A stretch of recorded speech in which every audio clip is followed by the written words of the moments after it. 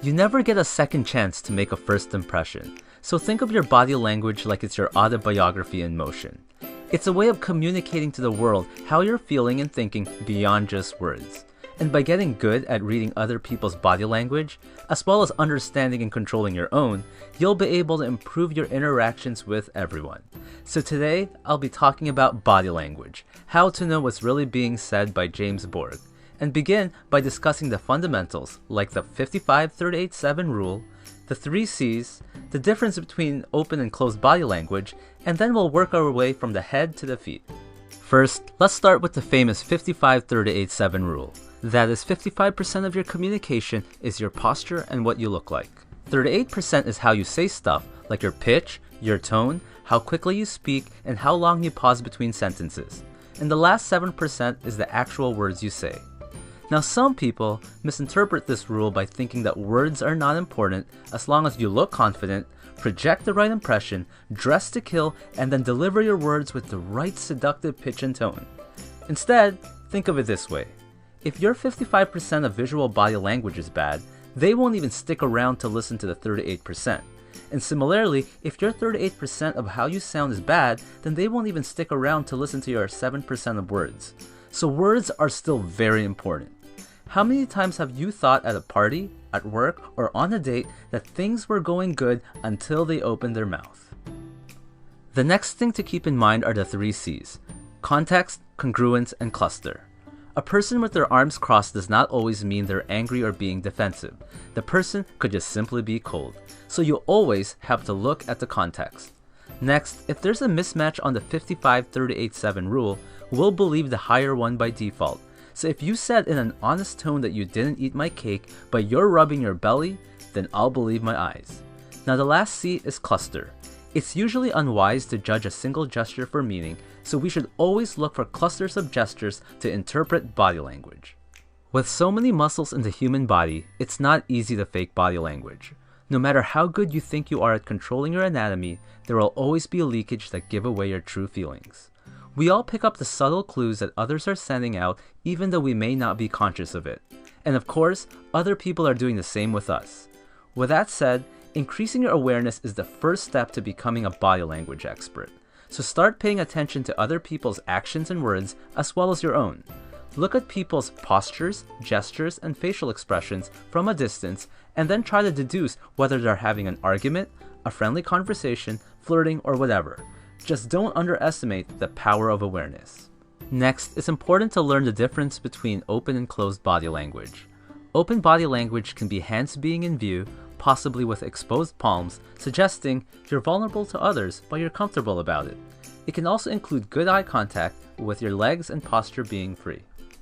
Closed body language is what we tend to do during fight or flight situations, where we make the body appear smaller and to look for barriers to shield ourselves from the threat.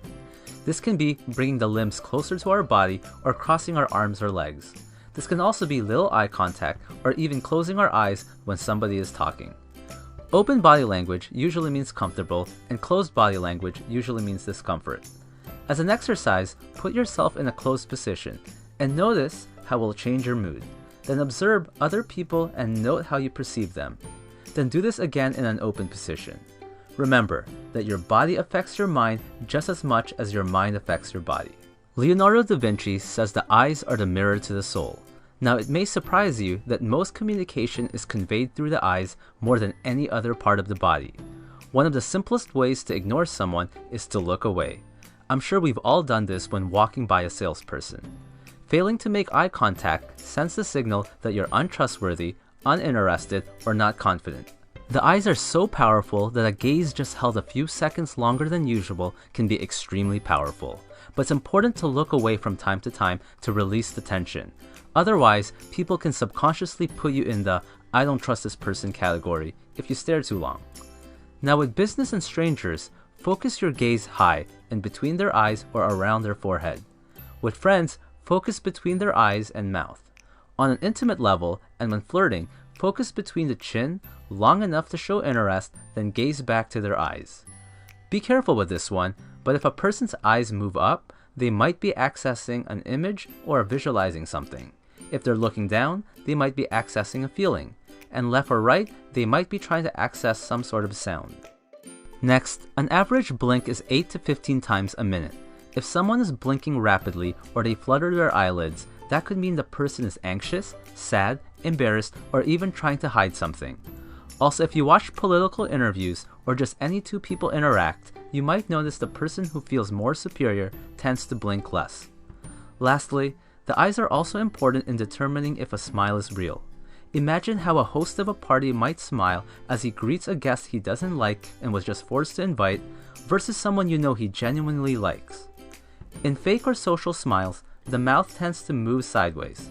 In true smiles, the mouth tends to curve up, the eyes and cheeks are involved, it's symmetric, and tends to show teeth.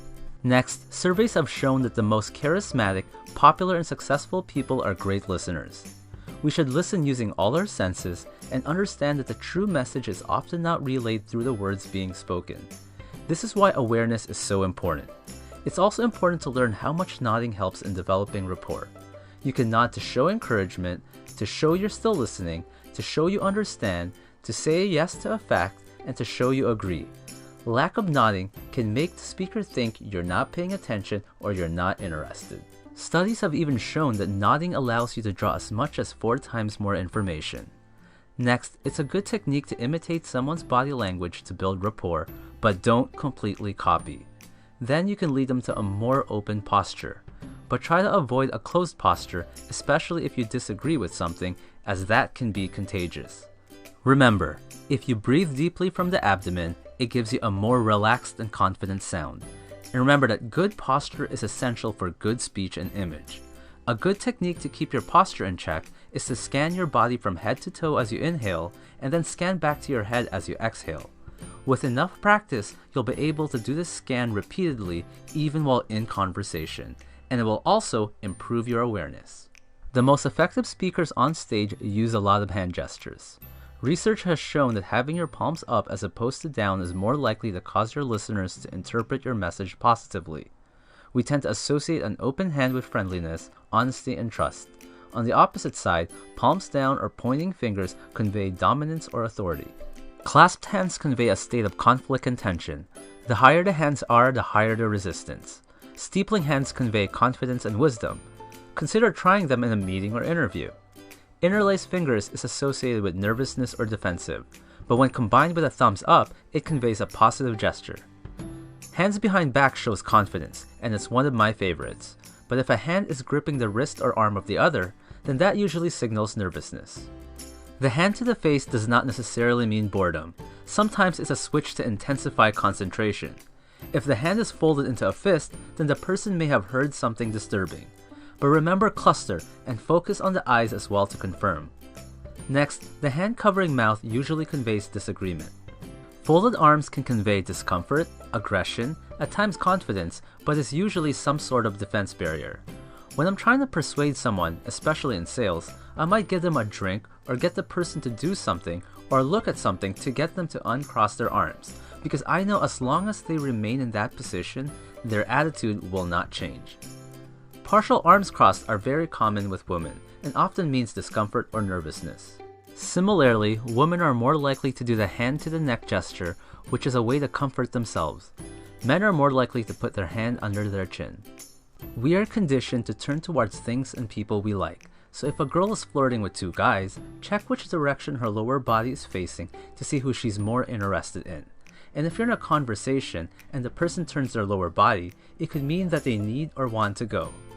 Don't underestimate the lower body, especially for detecting lies.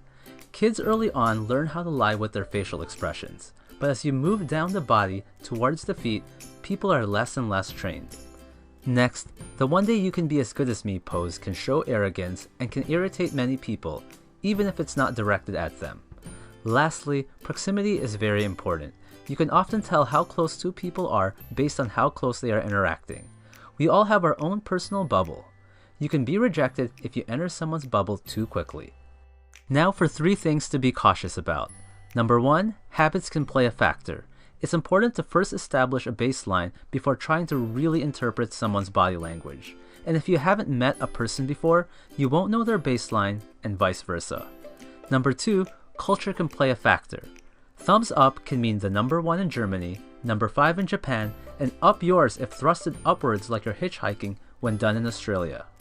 Number 3, it's important to know the science of body language is not an exact science. Humans are very complex beings and nothing can ever be straightforward. Now, it's true that some people will just naturally be better at reading body language or controlling their own than others. But just like sports, you can improve yours. While you may never match the gifted few, you can definitely improve. So with enough practice, you might just become a human lie detector, develop an amazing poker face, ace that interview, and even improve your love life.